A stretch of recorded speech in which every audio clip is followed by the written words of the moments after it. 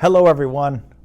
My name is Andrew Butler and I'm the Dean of the School of Health Professions. Welcome to another edition of SHP Insight. Today is part 2 of my conversation with Dr. Jim Rimmer, Director of the UAB Lakeshore Collaborative. In part 1, we discussed broad aspects, but today let's discuss some specifics.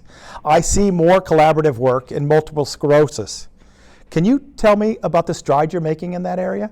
So we feel that this is a population that has been sort of understudied, and there's not a lot of good data showing evidence for various types of programs like wellness, health promotion, exercise, and physical activity.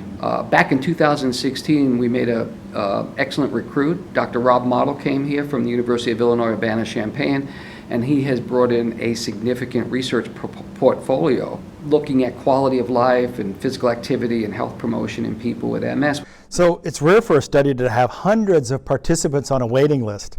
What does that say about the demand for research like this in this area? They're very interested in becoming research participants, not only to improve their own life, quality of health, but they're also very interested in contributing to science.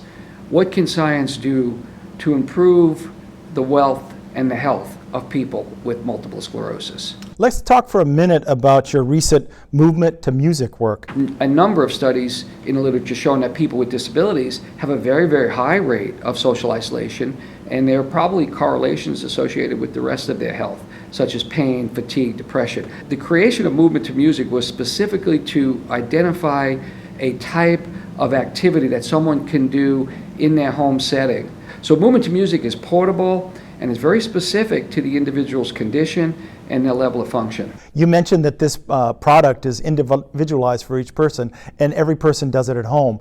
Now that all of us are confined to shelter in place, how is this affecting people in their homes, and how is it affecting the study?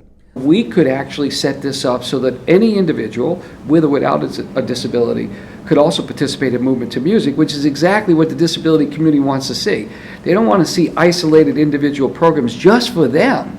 They want to see programs that work for everybody. So now we have an inclusive program called Movement to Music, and in the future, when there are funding opportunities for the entire population to be able to exercise at home, movement to music is the perfect antidote. So it's a perfect time for us to think about using a real crisis to benefit the general population of people, and that's what we're doing. That's really, really interesting, and how it can move on from people with disability even to able-bodied populations. I know that you have a pilot program that specifically funds feasibility studies on emerging things. So what does the future hold for research in this area? People with disabilities are probably the number one cohort of people that are being underserved and understudied. So we need physical therapy involved, we need occupational therapy involved, we need the healthcare system to be involved. Healthcare administrators have to understand this. We need biomedical sciences to be able to look at biomarkers in people. Of course, nutrition is a key element along with physical activity. So we have every department in this school to really make a paradigm shift where the world will be the path to our door, because we have the services and the systems and the talent and the research that can really make a level playing field for the population of people who have been severely, severely understudied. You and your group are being very innovative, really pushing all sorts of new models, pushing technology to really solve solutions that our patients and people with disabilities need in the future.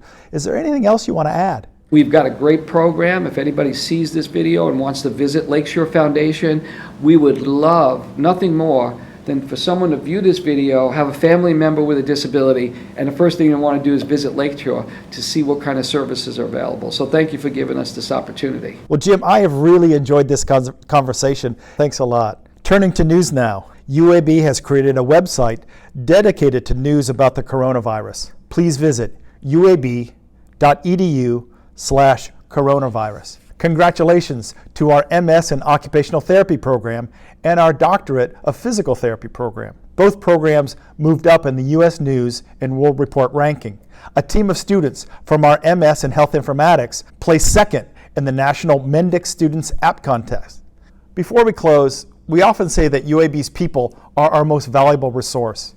and we sincerely thank you for all you do for UAB and our community in this challenging time. We continue to monitor the novel coronavirus pandemic and carefully plan in an attempt to minimize disruptions while maintaining critical functions in a safe environment. Please take care of yourself and each other as much as possible. Thanks for watching, and go Blazers!